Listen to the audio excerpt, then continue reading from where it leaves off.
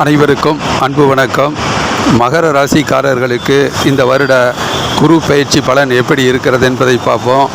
2025 மே மாதம் 14ஆம் தேதி இரவு திருக்கணித பஞ்சாங்கத்தின் அடிப்படையில் குரு பயிற்சி நடக்குது.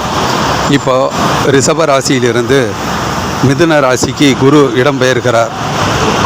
அப்போ மகர ராசிக்காரர்களுக்கு 5ஆம் வீட்டிலிருந்து 6ஆம் வீட்டுக்கு செல்வதால் 5ஆம் வீட்டில் இருக்கக்கூடிய குரு பகவான் பொருளாதார முன்னேற்றத்தை, பண வருமானத்தை கொடுத்துருப்பார்.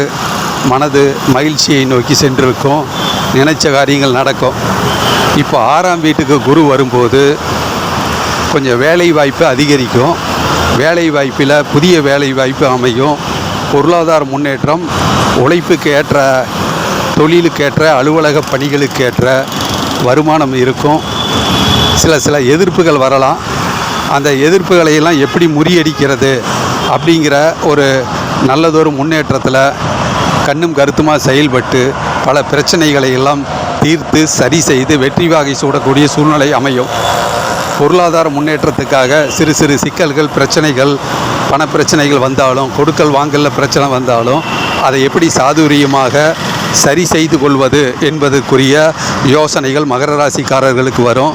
உடல் ஆரோக்கியத்திலையும் கவனம் செலுத்த வேண்டியது இருக்கும். சிறு சிறு மருத்துவ உதவியை எடுத்துக்கொள்ள வேண்டியது இருக்கும். மாணவர்கள் கல்வியில் பலவிதமான போராட்டங்களை முன்னெடுத்து எதிர்ப்புகளை சரி செய்து வெற்றி வாகை சூடக்கூடிய சூழ்நிலை அமையும். கடன் தொல்லை, மாத தவணை, இது போன்ற விஷயங்களில் அதிக கவனம் செலுத்த வேண்டியது இருக்கும்.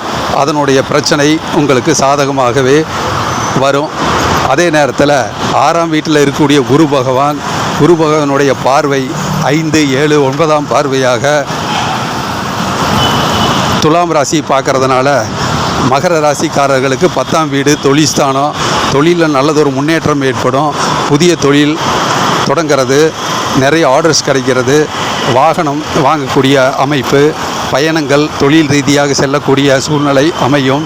சுப நிகழ்ச்சிகளில் பணம், வருமானம் போன்ற செலவுகள் அதிகரிக்கக்கூடிய சூழ்நிலை அமையும்.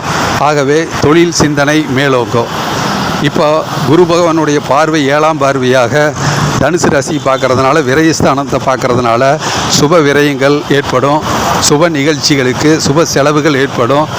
தேவையான, முக்கியமான, வாழ்க்கைக்கு தேவையான பொருட்களை வாங்குவதற்கும் இந்த காலகட்டம் சரியாக இருக்கும். அதனால் வீண் செலவுகள் இல்லாமல் சுப செலவாக மாற்றிக்கொள்வது நல்லது.